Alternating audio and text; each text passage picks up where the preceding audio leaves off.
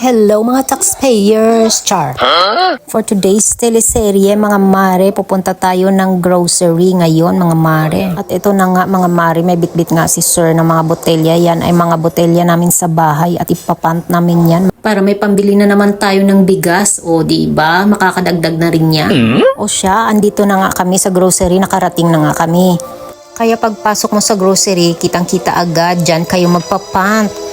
Yan nga lang ang naipon naming botelya ngayon sa bahay, medyo konti pa lang. Pero dinala na rin namin kasi punong-puno na yung aming basket doon sa bahay na paglalagyan ng mga botelya.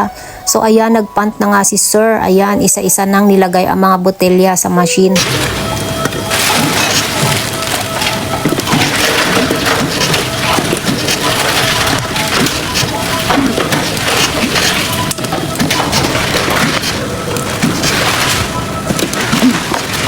At ayan, nakakuha tayo ng 47 kroner o 260 pesos approximately. Pwede nang pambili ng bigas. Yahoo! Wow! At ayan na nga, natapos na rin mga mare. Ayan, kukunin mo na ang iyong resibo.